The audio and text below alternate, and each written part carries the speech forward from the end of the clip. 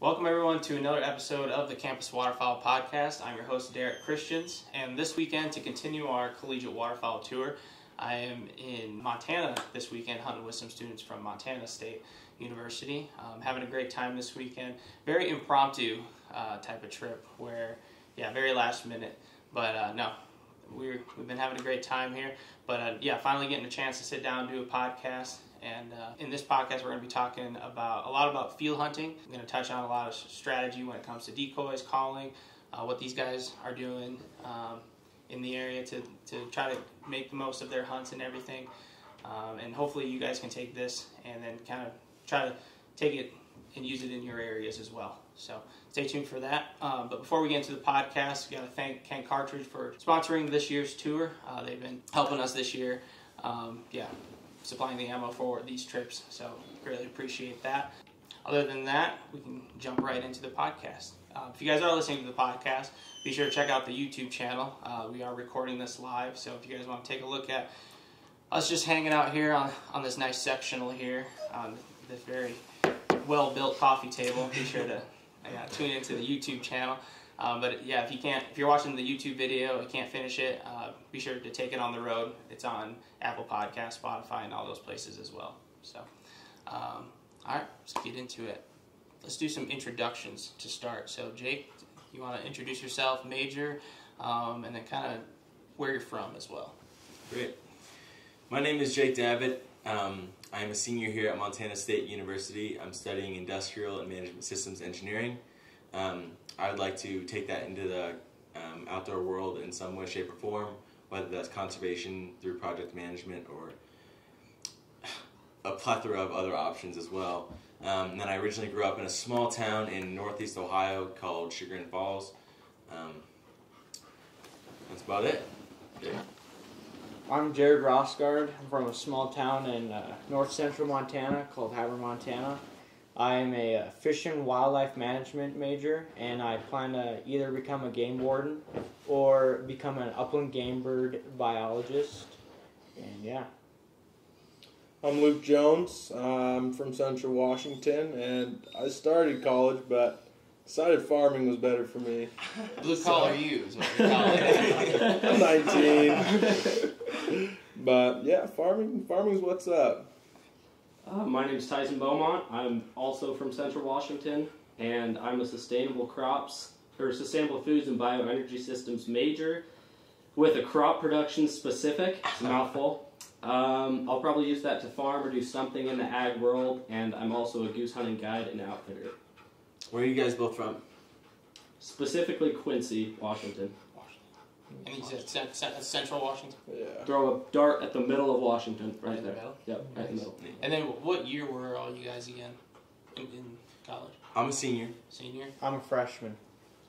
Not in college. He's a farmer. I'm technically a senior as well. Senior. Okay. Sweet. So it's cool that we got like seniors and the freshmen, Yeah. so we can, because both of those levels, I guess, when you come into a new area to go to college and then to hunt the area and stuff, it comes with experience. And so I'm sure Jared throughout the weekend has been learning a lot from these guys. Oh yeah. When it comes to hunting. A lot of learning. It's probably the most I've learned since I moved to Bozeman, even with class. Awesome.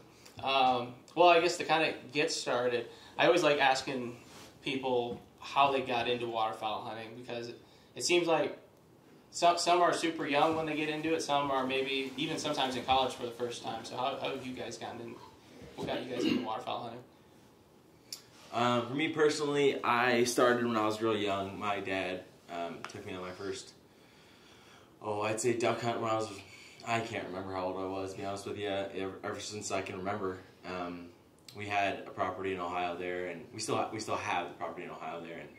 And there's a little creek that runs through, and so we go back and hunt some woodies and coming out of the timber, and a couple of mouths coming through. We had a buddy that had like a gator track, so we could hunt some like reservoirs and stuff like that. And then I shot my first goose when I was about 8 or 9. Set up in a little box blind right on the edge of the water. So I've been hunting for as long as I can remember, and I love it. But then I would say that I really got serious about it when I came to college out here in Montana. at least the transition between like Ohio and Montana, there is a world of a difference in terms of the quality of the bird hunting. So having that better quality bird hunting and stuff like that, it's really helped me, I guess, spread my wings and go full stride into full-blown waterfowler. So.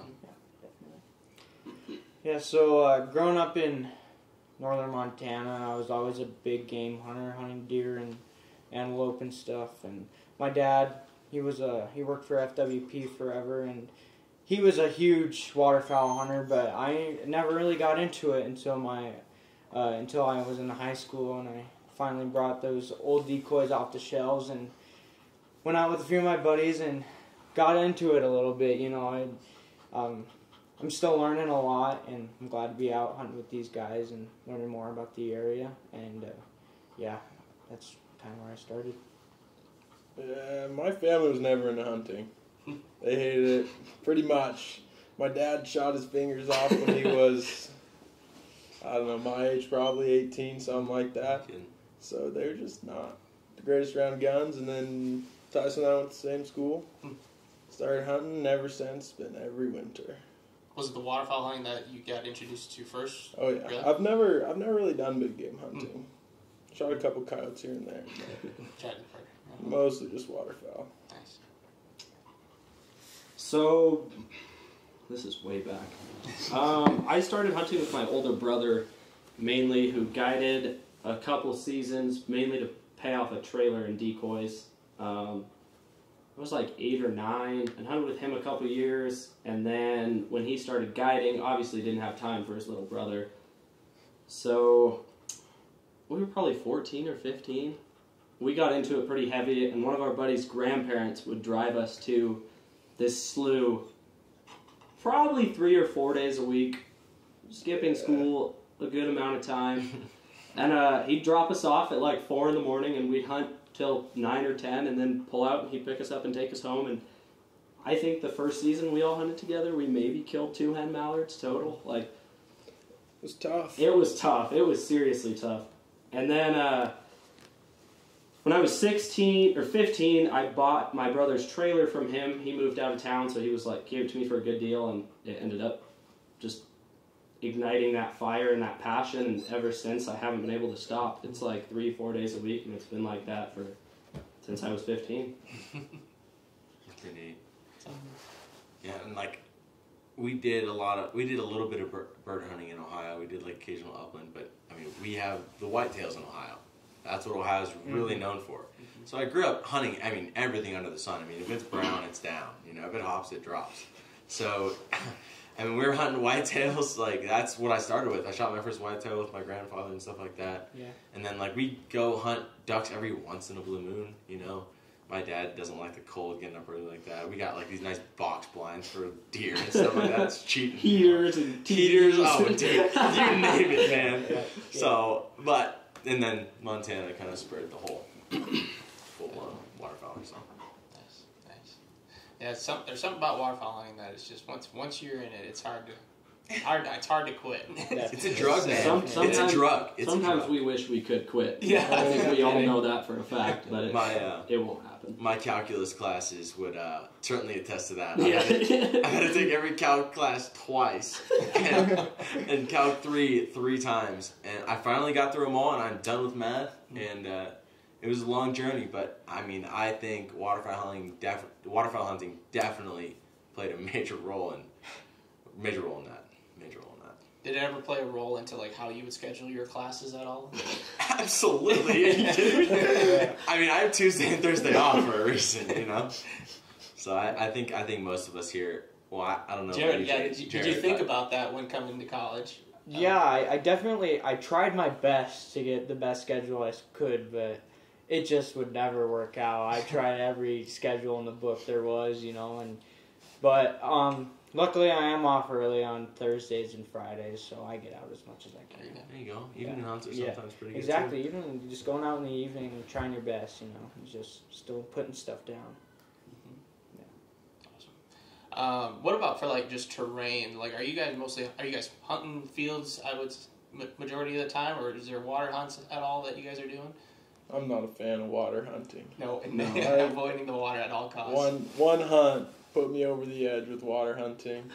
Stuck in clay up to our waists, and it was We almost terrible. didn't come home. Yeah, one bird to show for it all too.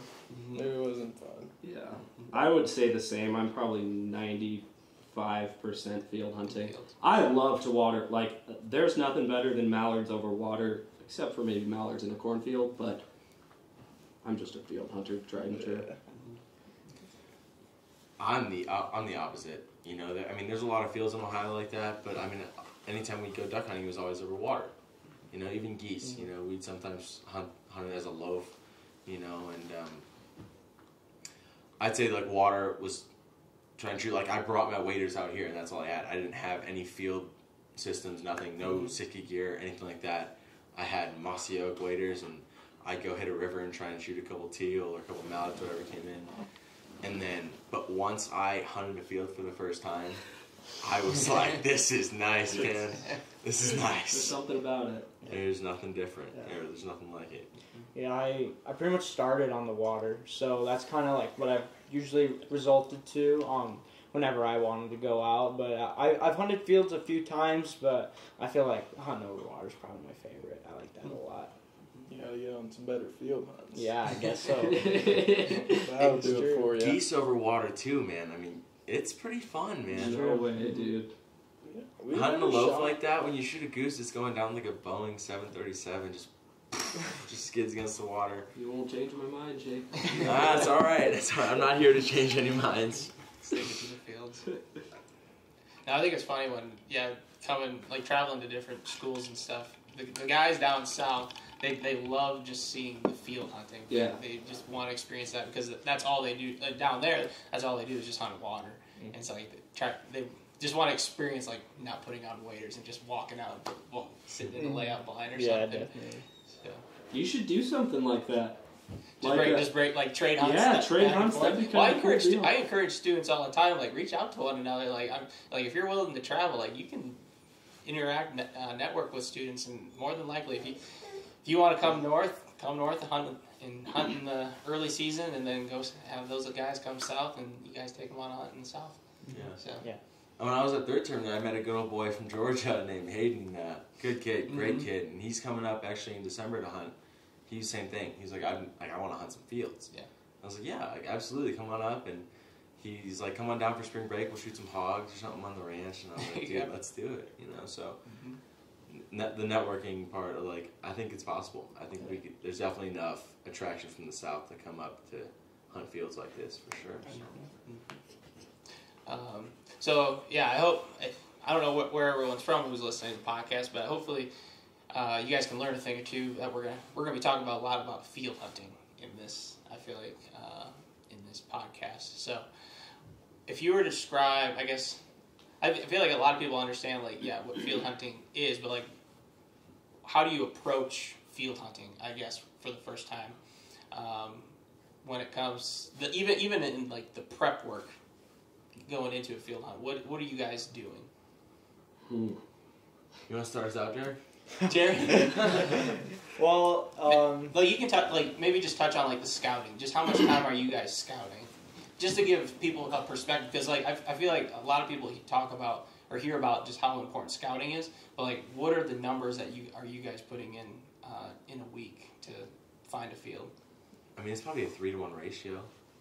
For me personally, it depends if I'm home or here, because when I'm home, I'm making money doing it, so I can justify driving all over the place. But like, I usually put about 30,000 miles on my truck in a hunting season, 30 to 40 typically. That's like normal from November 1st to the end of January. I'd say it's a lot of driving. That's like. Yeah. It's a lot of driving. Yeah. I spend more time in my truck than anywhere else. I just think a lot of people think they're like sometimes people think they're doing a lot of driving, but then it's, like you put it in comparison to some other hunters, it's like I better step up my numbers sometimes. Like I want some people to hear that like how much time people are putting behind the wheel. Yeah, it's just like I know people that chase the migration from Canada all the way down south, and man, like those guys will put a couple 100,000 miles on a truck in 2 years, 3 years. It's insane. But it's a lot of driving, that's for sure. You definitely have to like the chase as much as you like the hunt. Yeah. You guys have anything to add to the scouting, or what about any like tips you might have for people that, especially like in college, like gas money? That's definitely the first thing that comes to mind. What about just like what did you guys do during college to kind of help the scouting efforts to improve efficiencies and effectiveness, I guess, when you're scouting? I'd say the biggest thing is take your hunting group, each pick an area, and find the roost. You're like, you can drive around aimlessly, which we all do plenty if we can't see the roost or can't get to the roost, but you just have to find the roost and wait for birds to come off the roost. That's the best tip and the only tip there really is, I think. Chase them from the roost. And like that will save on gas money, right? Because like you could technically like split the gas of all 4 of you in the truck, but it'd be better to cover an entire area between 4 trucks rather than one truck covering the whole area. You know, just time-wise, right? Yeah. So I think that's the most efficient way to do that. Just like here, here in Bozeman, if you think about it, we hunt a huge area. We hunt, a normal scout day it's not uncommon to drive 2 hours in any direction except for south of Bozeman. It's a pretty normal thing. I'd say hour and a half. Definitely. Yeah, just last night we drove probably almost 2 hours. What is it? East of here, scouting, looking for birds, looking for what we could find. And we went and followed a few up in the sky and found a few birds on the water and stuff like that. But yeah, you're gonna invest your time in driving and really trying to find where these birds are, where the roost is, and where they're gonna be traveling to get to each spot. If we got some newer hunters here, would you mind describing what a roost is? So a roost is almost always a body of water. I probably wouldn't say always, though. You can never say always. I would say a majority.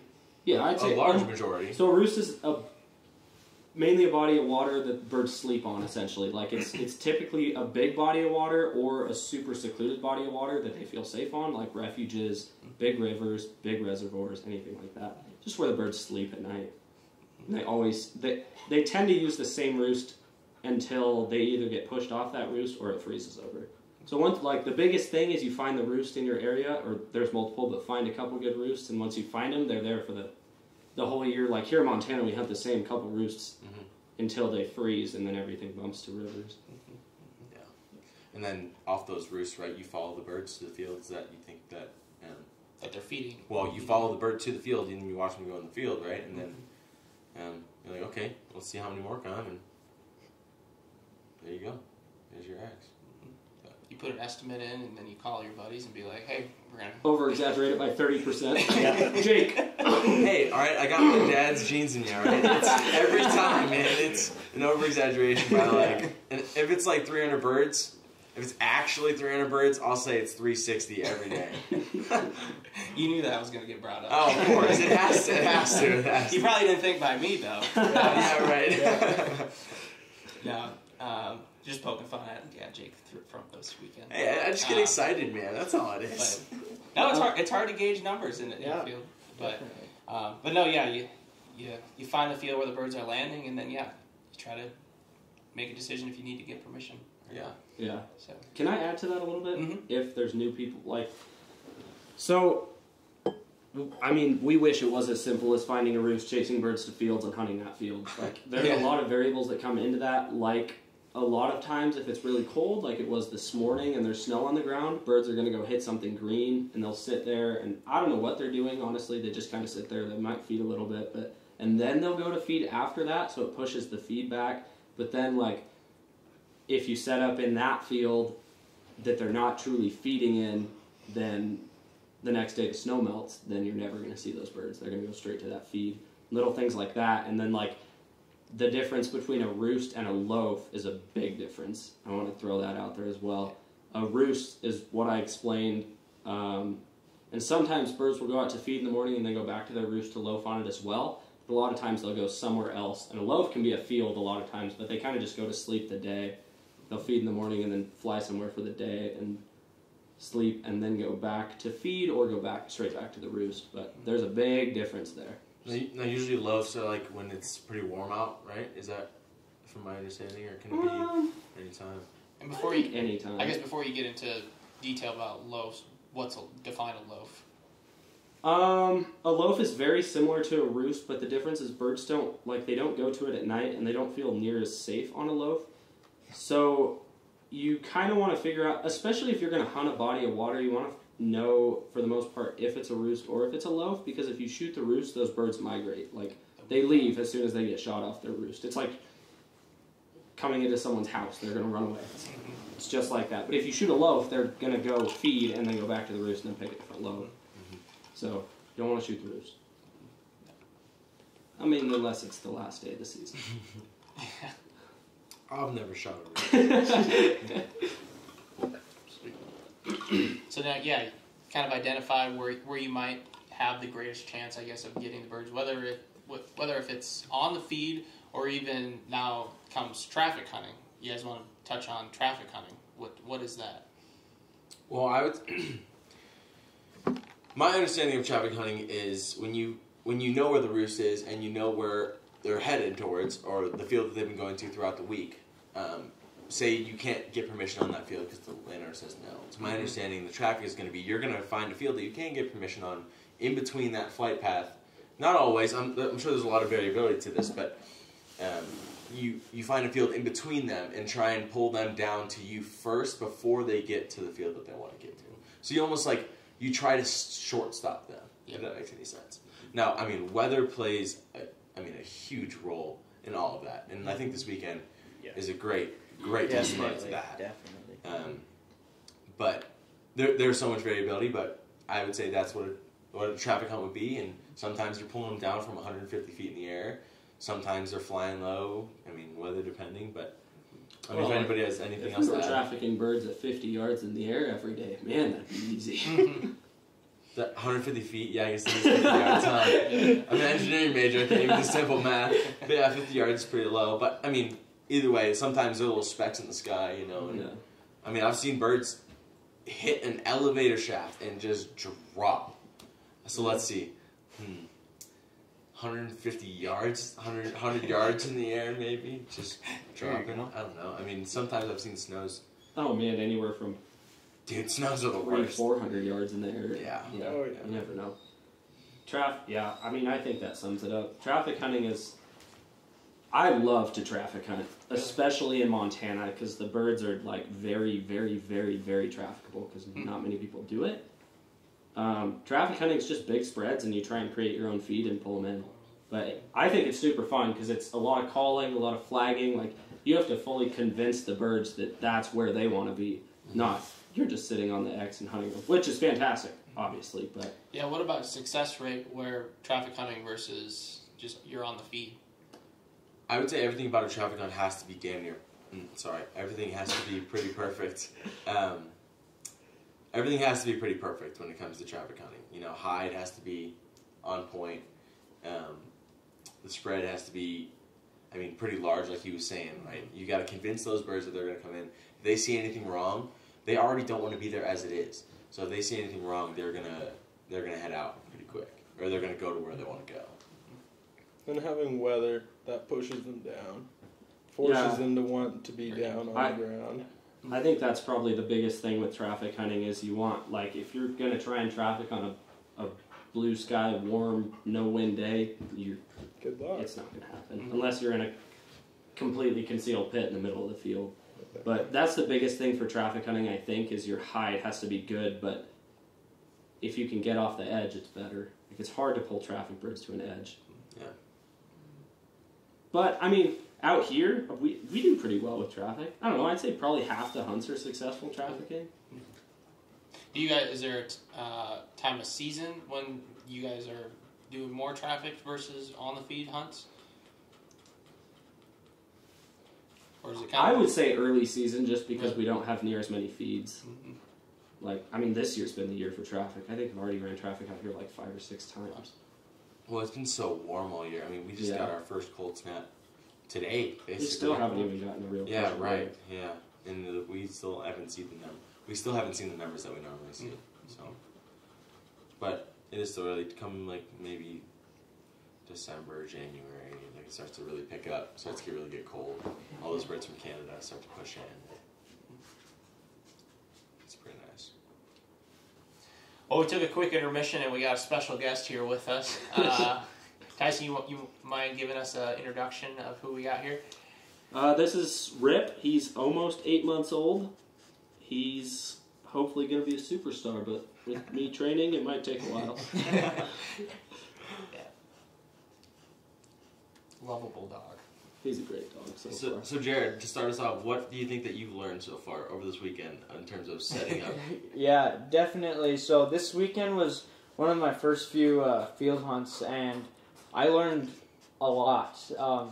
Definitely with how you want to set up your feed, and then how the wind factors in on how you want to set, like which direction you want to set up your decoys in, and then also how you want to set up your blind and where it's at, and what you can expect from where the birds are coming from and where they want to go to. And it was just a lot to learn, and saw a lot of birds in the sky, but just like a bunch of the weather factors, we can just really tell what the birds wanted, and just being able to learn all that kind of stuff really motivates me to get out there a lot more and try to find as many birds as possible.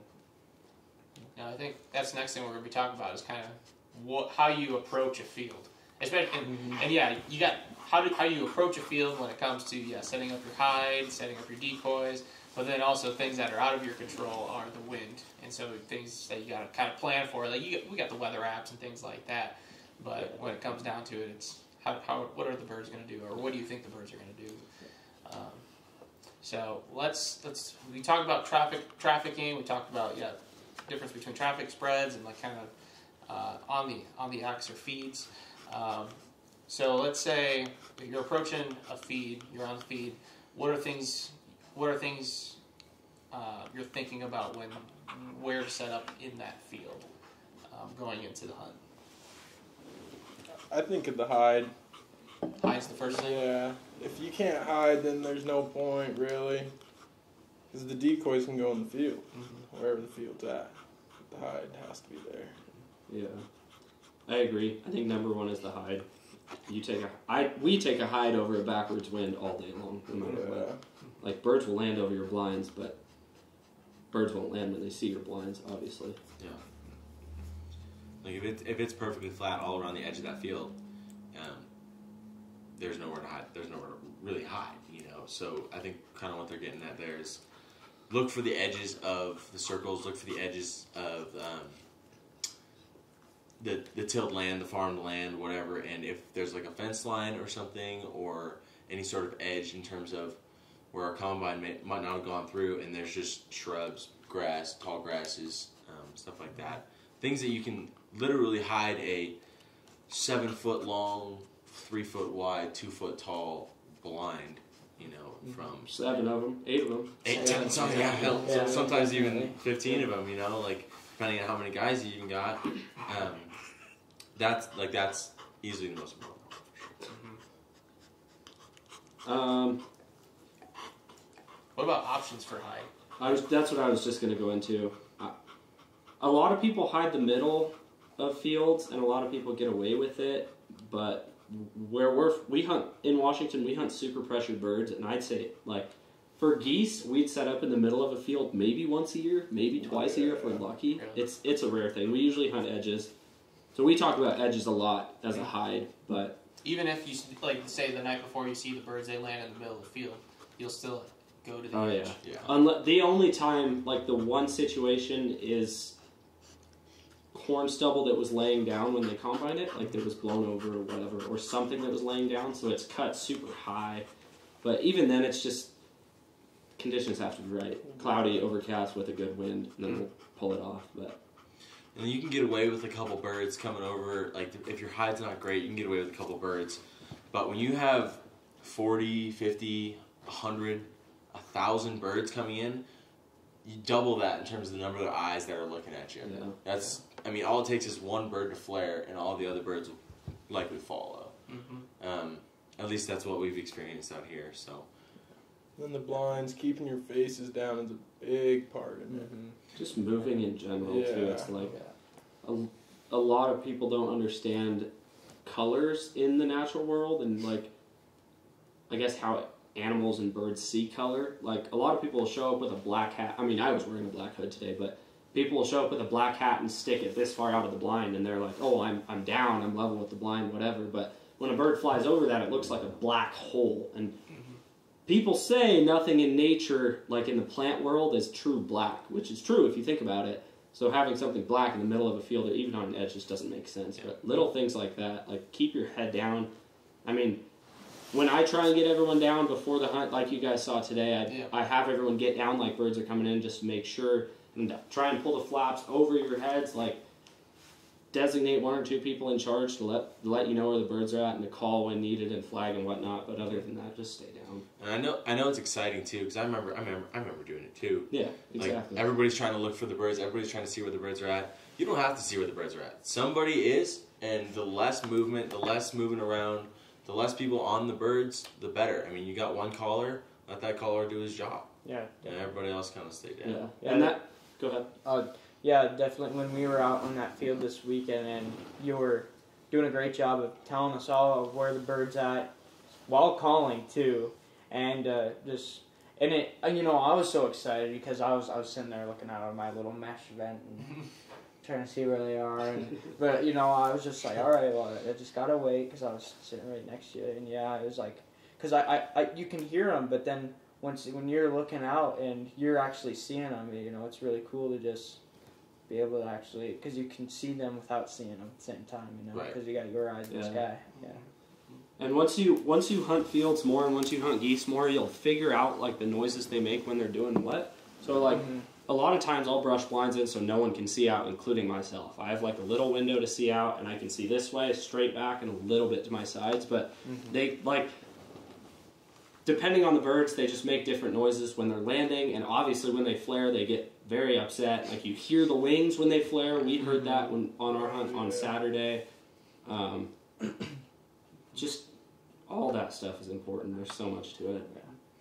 There really is, and like what I've learned, at least from the field hunting aspect of things, is if the birds are going away and they're looking like they're going somewhere else, or they're going to land the other side of the field, get on that call. Don't let them land. And when you hammer on that's that the call, worst thing that can happen. Yeah, if they land on the other side of the field, you either got to get those birds up, or you don't let them land, or you got to go out there and get those birds out of the field.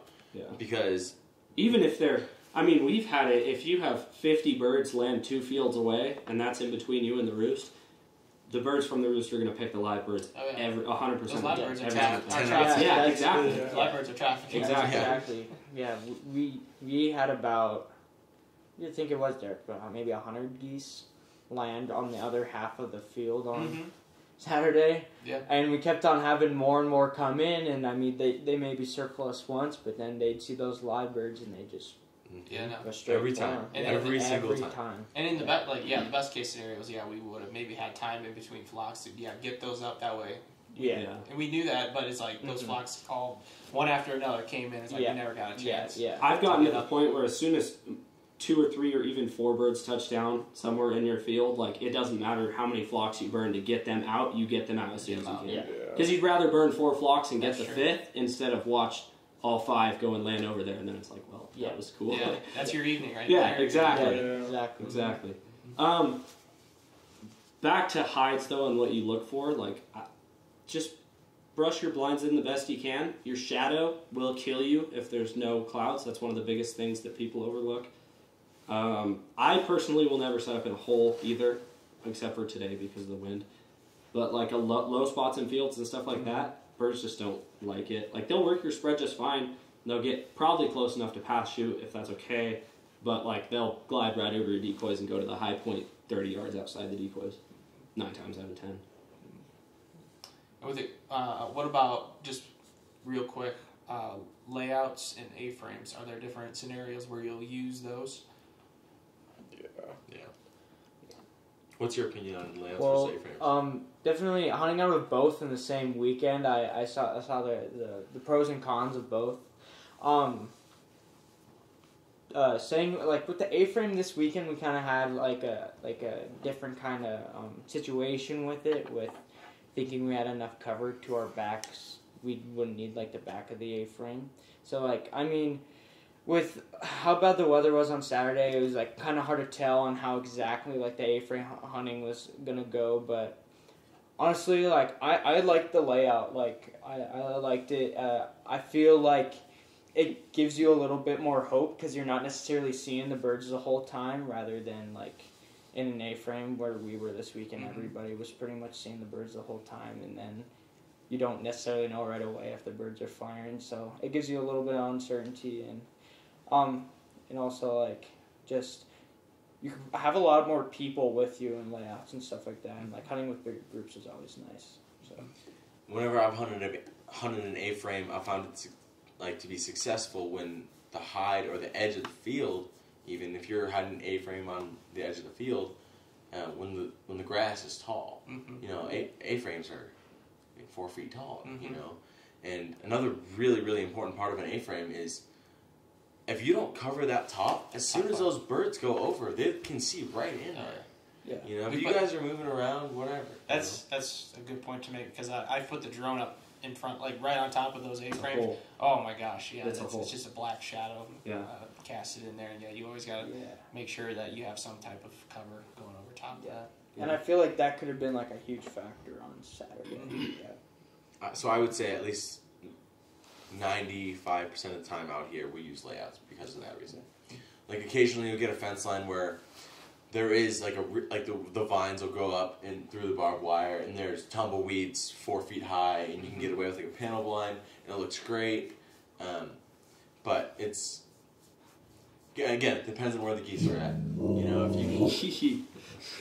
if you can have an A-frame, they're fun to hunt out of for sure. Yeah, I love hunting. They're very A-frames. social. You get to interact with people. So Look much at the hand. room. You get the hand donuts to Luke or fucking, Oh, yeah. you You're know, looking at everybody's faces when the birds are coming in, just yeah, right. Everybody's just kind of like, oh god, they're coming. It's just exciting. It's a social environment. Layouts are kind of, you know, you're quiet, you're hunkered down, and I mean, you're always going to be quiet and hunkered down, I guess, when birds are going to be there, but it just kind of depends. So.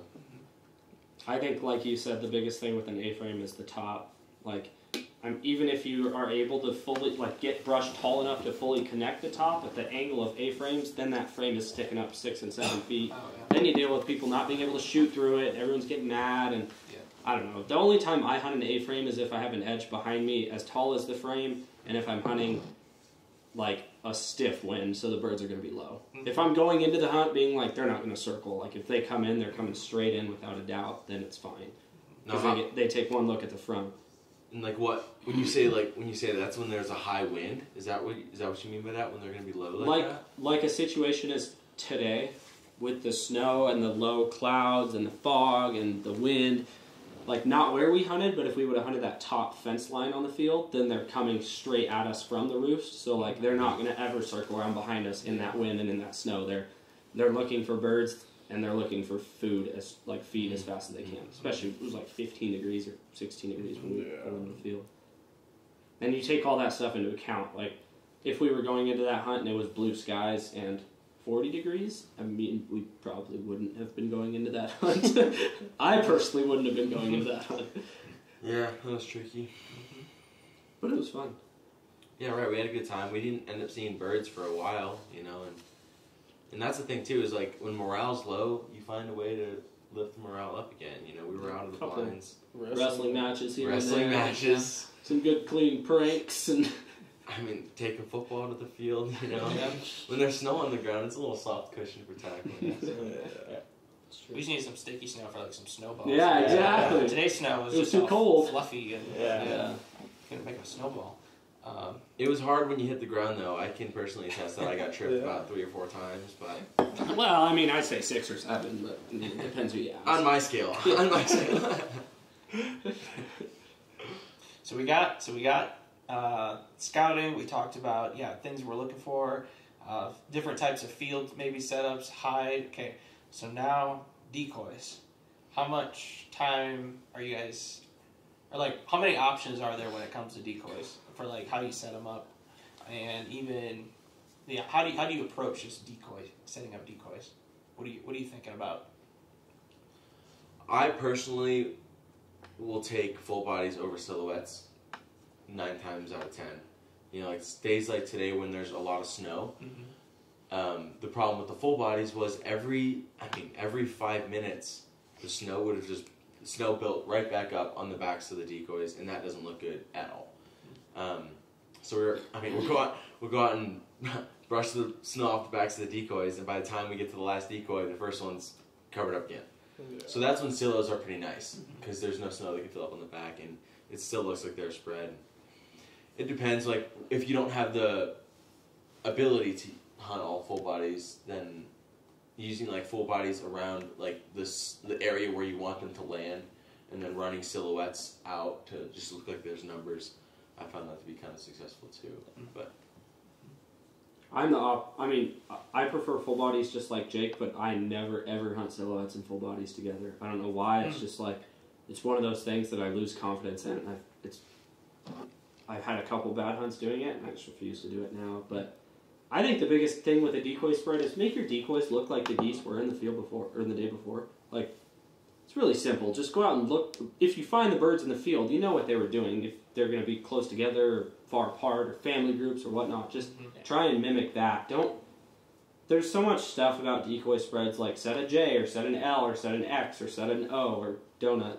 Or, that was a new one I heard. What's the donut? Which is fine if you set like a super jagged J with no harsh lines in it, and then add some family groups or whatever. Like, that's fine. But you just see so many pictures of people hunting such a perfect, precisely set L spread, and it's like, birds don't look like that. They don't think about that stuff. They're not evenly spaced apart. That's another thing, is people will put, like, especially when I'm hunting clients and I'm trying to explain what to do with a decoy spread, people will put decoys exactly the same distance apart from each other for all of them, and that's take two steps.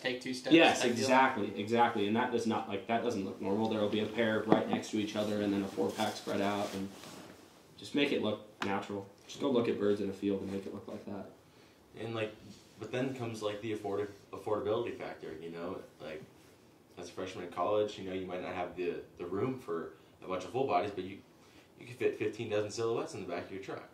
I mean, even silhouettes kill birds. It's not a fact of if they don't or not. We all know that. Yeah. It's just, I think that full bodies shine in certain ways, but, we've killed birds over 5 dozen silhouettes countless times. It definitely works. Especially, I was in the dorms my freshman year, and I had, at first decided not to bring my trailer, which I soon realized I wanted it, but I had 20 dozen silhouettes in the closet in my dorm. It worked. My roommate didn't love it, but he was forgiving. I think another thing is people put out too many full bodies sometimes. They're worried about how many decoys are out there. You can get away with 2 dozen full bodies if that's all you got. What about when it comes to the timing of the season, from early season to late season, on the numbers that you're putting out? I like to put less towards the end. I think the birds get pressured so much, and people go bigger and keep wanting to show the birds more, and I think less is more in that. But quality over quantity. Right? Yeah. I think it depends on how big your feed is more than the time of year. Yeah. I know everybody has their own style of goose hunting, and it's all very different. And I know people that in late January hunting honkers, they'll set out 15 dozen, 20 dozen full bodies. And then I also hunt with people regularly that set out 15 full bodies. And it all works. I think it's just a matter of what works for you and what you saw in the field the day before. Yeah. On Saturday, we set up on not many birds. We set up on 100 birds, and we put out 2 dozen Dave Smith giant decoys, and it worked.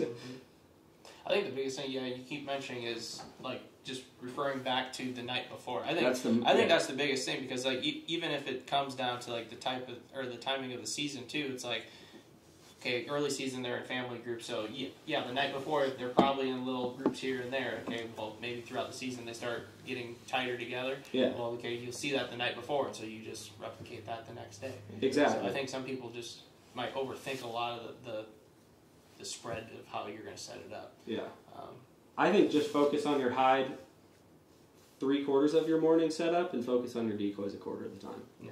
Like, as long as you make it look natural and get your decoys off the edge, don't set them close to the edge. It just won't work. That's the biggest thing.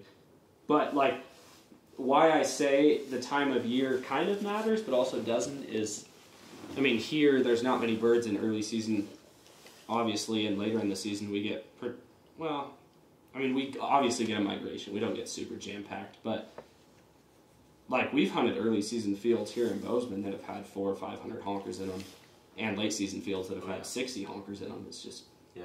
yeah. Depends. Every year the migration is a little bit different too. You know, like, and that's one thing you don't see out here in Montana is like bands or anything like that. Like, so I don't really know necessarily the tracking of like specifically that kind of migration of those patterns of those bands. But in terms of birds, I know for a fact that like there's some birds in the area that I haven't seen before. Like, you'll catch wind of somebody who might shoot a band somewhere around the area that it came from Spokane, which is directly west of us. So it's just, it's you never really know. You never really know. And so the migration's different every year. And like he was saying, late season sometimes you'll have 60 birds. Early season sometimes it'll be better. Jared, what are your thoughts on this? Have you set up like any decoy spreads yourself? Without any input from anybody? No, actually no. I've kind of just like followed along with the buddies I've hunted with, and I've got some good ideas in my head on how I would do it myself, and like of course it would be according to what the birds look like the night before, a few days before, and whatnot. But no, like this weekend, I was just kind of listening to everybody and just kind of hearing their thoughts on what the best ideas were, and just tried to think about, okay, well, if they're doing this when this is happening, how can I do that later when I'm at home and we have these kind of weather and this amount of birds in the fields from what I'm used to, and then just try to think about that and how I'm going to apply it this later season when I'm at home.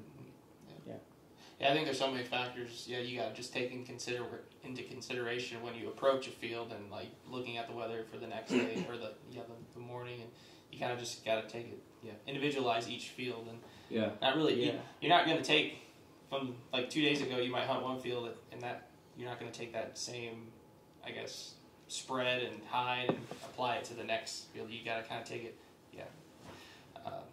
think completely different and kind of reassess everything that you're going to do to make the most of it. Another thing that like you hear a lot too is like, oh yeah, last year this field was great.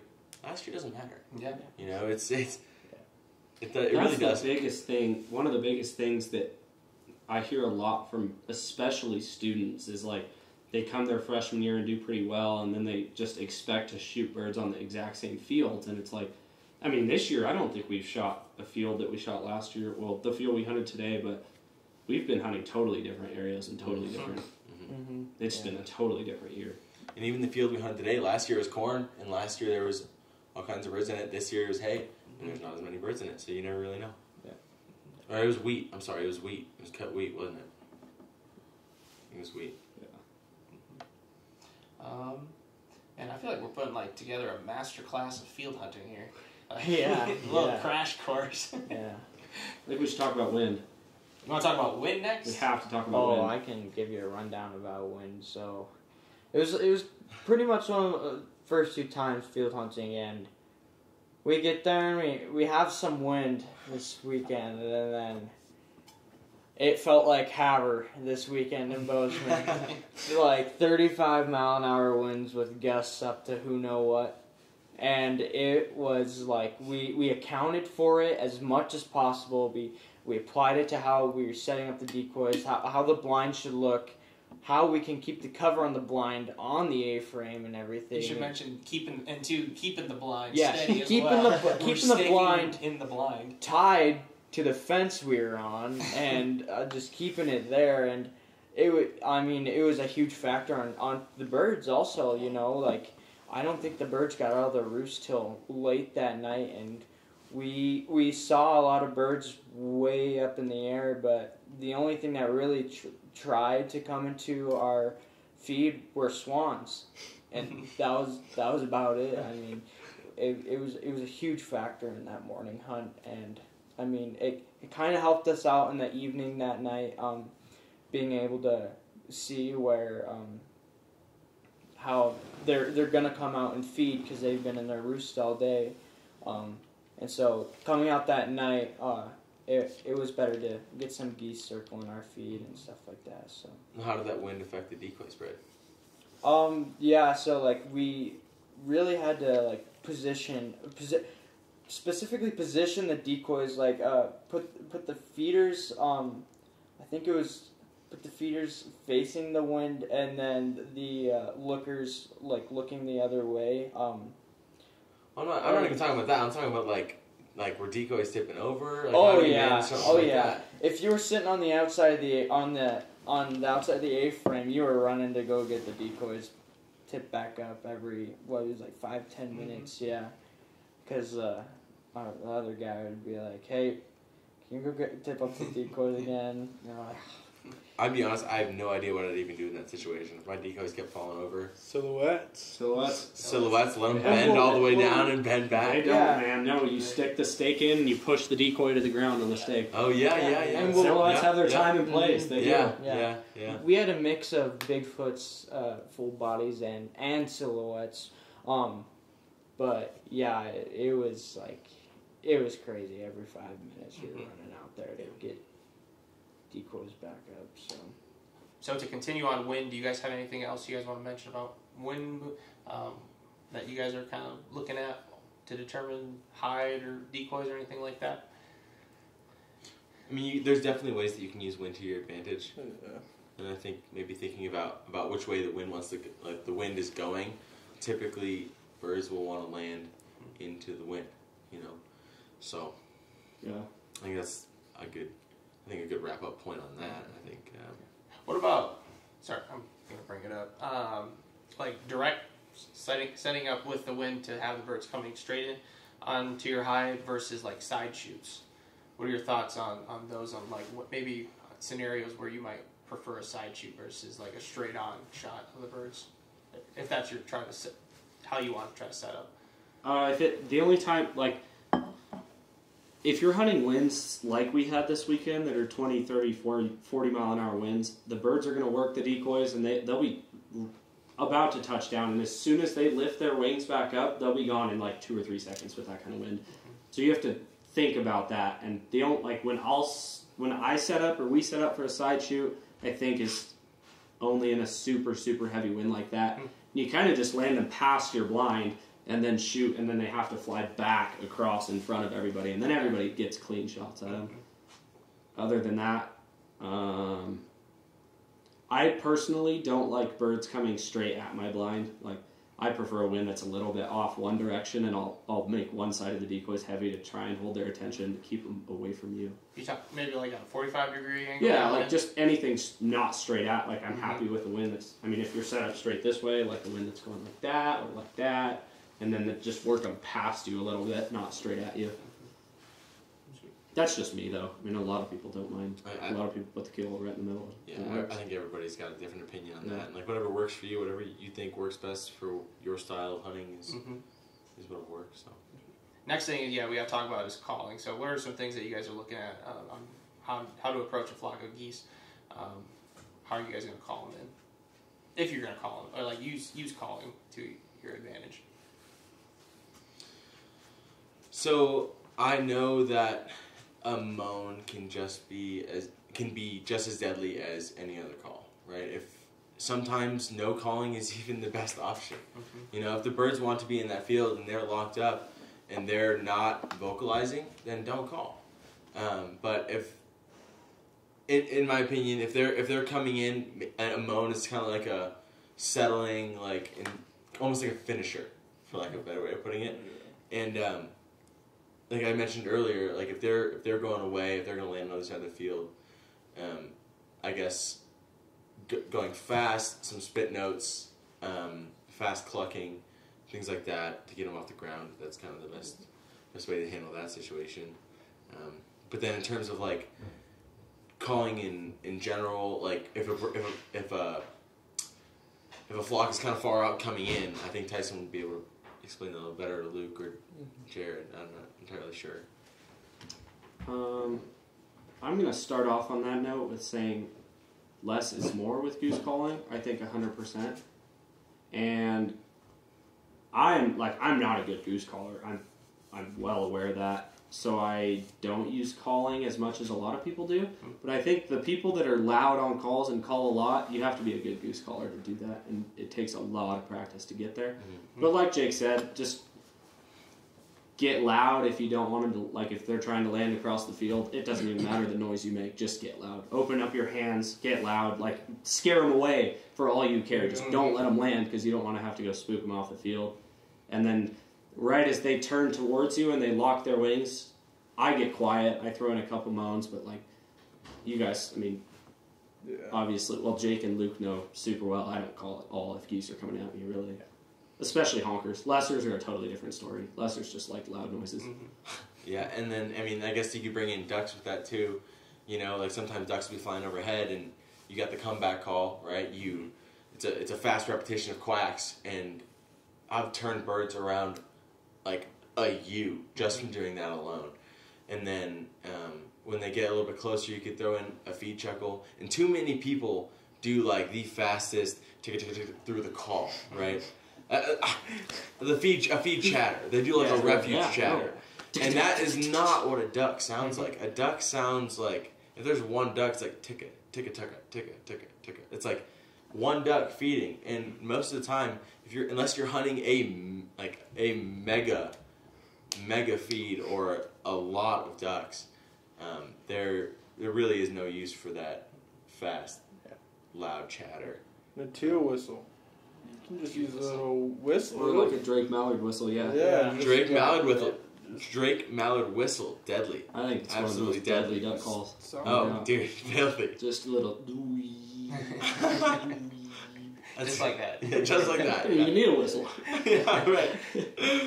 And then, swans, people are just making noises in the blind, like, you know, just doing their thing. It's cool. It's cool to see like how different birds react to different calling. Like you were saying with lessers, I mean, there's a reason they call it lesser lungs for a reason. You know, you're just constantly hammering on that call 24/7. Would you guys say across the board, just even, just comes it with experience, knowing when to call, how to call, things like that, being able to just read the birds as... I think that's so much a goose hunting. It just takes time. Yeah, including calling, like you learn from your mistakes and you pick up things that we can't sit here and explain, and nobody can. It's just like little things like where do you set up in a field? Like you can take 4 of the best goose hunters in the world, put them on the same field, and they're all going to choose a different spot in the field. It's just a fact. But all of them will do well. That would be a fun experiment. Yeah. It's true. And I think that's everything with goose hunting is you just learn with experience. Don't get discouraged. We had, I mean, our first 2 years, we maybe shot 10 ducks total. Like, it's part of it. Everyone's been there. And then we figured it out. Then we killed birds. Now we'll limit out 2 or 3 hunts in a row and then get smoked for them. Yeah. Have the trailer for sale and the decoys for sale. And the good hunts... The dog is gone. Yeah, right. The good hunts pay off when you put in all kinds of work like that, too. 100%. It makes it all worth it. You know, like, and hard work beats talent when talent fails to produce, you know. I think it's when talent fails to work hard. Hard work beats talent when talent fails to work hard. There you go. It's okay. Same. I just said a little different. I put my own Jake Davitt twist on it. But like you said, you know, 4 of the best goose hunters in the world are going to choose something different. And, I what think do you think? Definitely reading the birds is like is how like we saw how to like which calls to use and like what types and stuff like that. Really, and especially to go off from you, is when they're trying to land in that field over or whatever, it's really getting loud. That is definitely a huge factor when you want those birds to come back to you. Is just getting as loud as possible and don't let them land, because we had birds land behind us 50 yards and got as loud as possible, but sometimes they're just they just won't listen to you. But try your best. And like we were hunting too, our hide was good, but they wanted to be in that field. Yeah. So I think they circled us like It was 6 times, maybe it was a lot. 7 times. And I mean, we could have had a pass shot, but I wanted the birds kind of a little bit closer. You know, I don't like taking unethical shots. We might have hit one, winged another, and I was like, it wasn't worth it. But like he was there. Maybe didn't see the birds, but I was calling them out like, okay, they're swinging back around behind, or they'll go away, and that's when you again get loud. If they're going away too, they'll come back, and then if they come back and they still don't like the hide, then you got to change the hide. You got to do something different. Yeah, definitely. One thing I learned was when I could hear the birds from my layout. Jake was really quiet with the call, really conservative about it, but as soon as I couldn't hear him, it was Jake right in my other ear calling them, get them back, and it worked several times. They just kept on going around and around and around, but sometimes they just don't want to come back. They looked at our stuff every time. They loved it for about the first 5 minutes. They were up in the air, and then until they saw a yellow blob and a brown. Yeah, exactly. In situations like that, though, it's a learning experience, because like you got to change something. Yeah. So many guys just sit there and are like, "Oh, the next flock's gonna do it. The next flock's gonna do it. The next flock's gonna do it." But I mean, every flock that doesn't work, every flock or 2 flocks or whatever, whether they flare or just don't even take a look, or you have to change something. Yeah. Just something. Yeah, and that's what we did. We drug our layouts over to the edge of the field, and I mean, it was pretty late in the day anyways, but we just had to change something up and changed our spread a little bit too, and it's just all about adapting to the way what they're seeing and what they want to do. Yeah. It would get to a point too where I was like, okay, they're going to come right over top. They are on a line 15 feet off the ground. It looked like they were going to come right over top of us. And then they would see our hide, and they wouldn't even fly over top. They would go another 30 feet behind and fly right behind us. And they probably did it they probably saw it from 100 yards away. 100%. Man, can you see things. Yep, 100%. Yeah, And like I was saying earlier, 10 birds in a flock, that's 20 sets of eyes looking right at you, picking out every little detail. One more thing I want to add to the goose calling. Having a flag can be really effective. Oh, yeah. Flagging's more important than calling for me. 100%. I would say calling's probably one of the least important things about the hunt, for whatever it's worth. Like, sometimes you don't even have to call. Unless Sometimes you're it's incredibly good at, like, calling. Like, there are people that can work geese like I could stand there and tell a person what to do. It just works. They speak the language. Yeah, exactly. But I'm not one of those people, so I use a flag to my advantage and everything else to my advantage. I am also not one of those people. I maybe have met one person in my entire life that I could pinpoint and say that's the guy. That's the guy that can do it.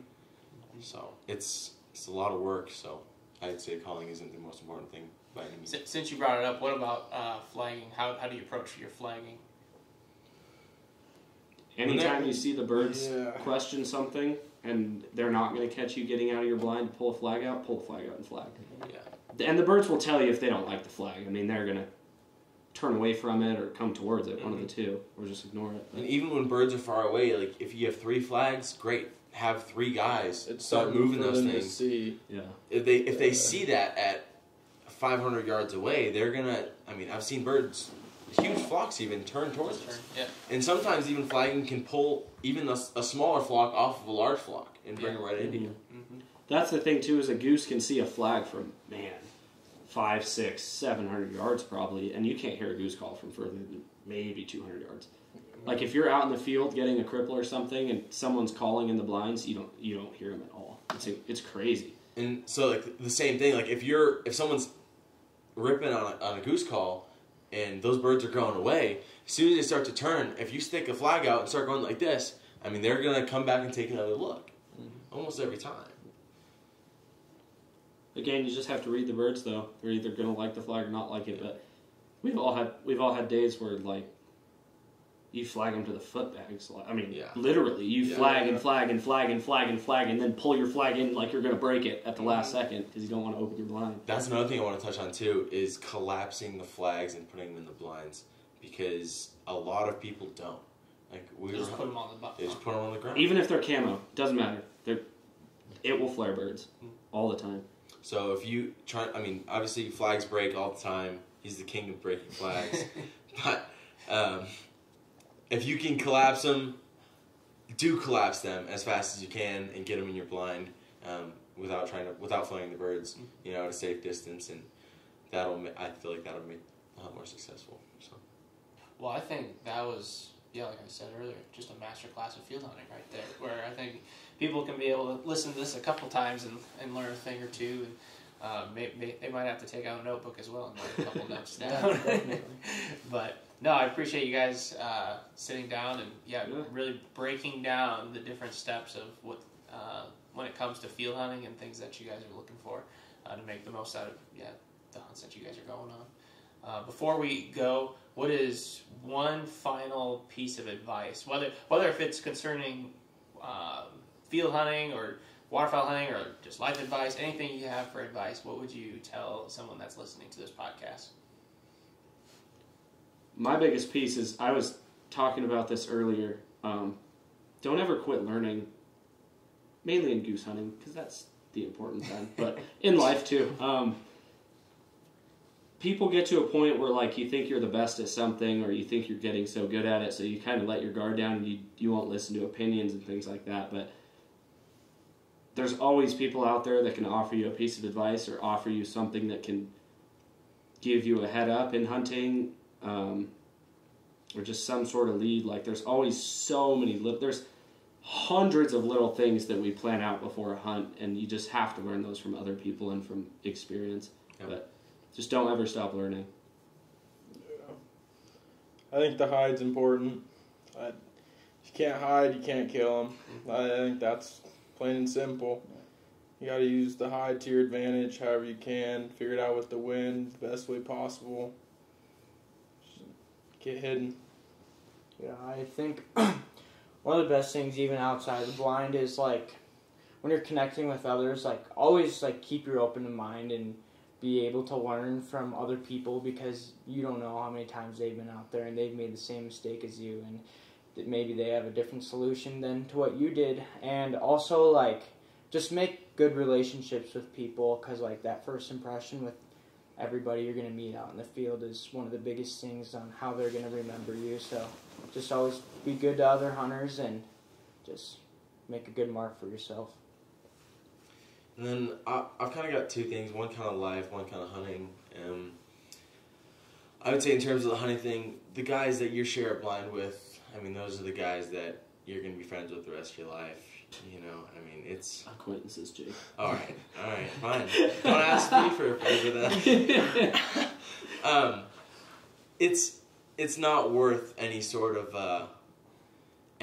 like feud or any sort of angst towards anybody. It's everybody. You guys are all there for the same place, and then when it comes down to the hunting aspect, it's not about you. It's never self-centered. I mean, if you try and make it about yourself, then it'll either not be successful, or you're gonna end up not having buddies to hunt with, even. And I think all of us can attest to the fact that, like, if someone tries to make it about themselves, we don't want to be around that person. So it's a team effort. It's a team effort. Spending hours on end watching. Gotta have good friends out there. Yeah, no kidding. You're not going to want to get sick of the guys you're with. Yeah. On the slow days, you want to be around the guys that you can still have a good time with. Yeah, exactly. Definitely. One more thing, too, that I was always taught that's probably the biggest thing in goose hunting and the waterfowl industry and life in general is the 2 R's of goose hunting, is what we've called them and what I've referred to them as. And that's relationships and reputation. If you can't build a good relationship, and if you can't keep up a good reputation in goose hunting, you will not be successful. It's plain and simple. Like with everyone from landowners to your competition or the buddies who hunt around you or the people in your area to conservationists to, like, it just boils down to everything. It's about your reputation and your relationships. Yeah, it is. Yeah, exactly. In everything in life. For the rest of your life. Yeah, and especially to add on to like mine and yours is like when you get permission from a landowner, like that is a huge deal. And like I always, whenever I'm out, I try to wherever I was make wherever I was look better than how I found it. Even just like if you're out there ripping in fields and stuff like that, even if he tells you to, I'm usually pretty conservative about that and try not to because. He's letting me use his land that he works hard on, or she, and I'm gonna treat it right, and that's how you build a good relationship, and then they might either like offer a lease or just let you come out for the rest of your life, It comes down to the third R. Yeah. Respect. Yes. Yeah. Exactly. Respect. So many R's. There's a lot of R's, aren't there? Goose hunting is all about R's. Yeah. Recoil spreads, raw laying, everything. Here we go. Well, awesome. Yeah, before we close this out, where can everyone kind of follow you guys to kind of keep in touch if they like have like a follow-up question or anything like that? How can they get a hold of you guys? Start us out, Ty. So my Instagram is Beaumont_hunts. My name was Tyson Beaumont, like I said. And if you ever want to come hunt with specifically me and Luke in Central Washington, hit up Wingtip Outfitters, and we'd love to have you guys out. DM me with any questions, or I love answering questions and just talking about hunting, as you can tell. Oh yeah. Instagram as well. I think it's Luke_Jonesy900, but I could be wrong. Can't really remember. Yeah. Come hunt in Washington. It's a good time. And if you are looking to hunt in Washington, Wingtip Outfitters also has an Instagram page that you can check out as well. Yeah. What about yourself? Yeah, Instagram, it's jared.rosgard. I'm learning, and if you want to learn with me, just shoot me a text. I love it. Yeah, I love it. But if you want to come hunt upland with me, that is my focus. I consider myself a pretty good upland hunter, so if you ever have any questions about upland, and or if you'd like to come out on a hunt with me, yeah, just shoot me a DM and get something figured out. Hopefully in 4 years you'll be sitting in our shoes. I know. I'll have someone like myself telling them what to do. Yeah. So like I said, my name was Jake Davitt, and my Instagram is J_Davitt. I'm also the president of the Montana State University Ducks Unlimited chapter, so you can DM the Montana State University Ducks Unlimited Instagram page, and I will be able to see what you say there. We can chat there. Other than that, if you want to get in touch with me on a more personal level, if you message me on Instagram, I can send you my phone number. We could talk over the phone, talk about any questions you guys would have. So. Awesome. We went a little bit longer than our typical podcast, but I think there's a lot of information there that I think people will appreciate you guys sharing. And Hopefully. Yeah, can't thank you guys enough for sitting down here for an hour and a half during. You're busy during the class week or during the week too. That's the thing. A whole lot of homework. But I guess you guys don't have classes tomorrow, do you? Nope, no class so tomorrow. Well, thanks for having us. It was fun. Yeah, thank you. Thank you a lot. I'm having a great time, and we're not done. I'm not done here yet. Not done yet. So we got a couple days here still. But no, appreciate everyone listening to the podcast. Stay tuned for the next podcast episode. We got November is super busy, just like last year. Montana this week. I'm literally in a couple days. We'll be traveling to Oklahoma for their duck openers. We'll be visiting Oklahoma State. Week after that, I'll be in North Dakota. So we got a lot of content coming at you, and a lot of stories and a lot of information as well. So to better your hunts and hopefully you can have a successful season this year. But other than that, thank you for tuning in, and see you guys in the next one. Go Cats!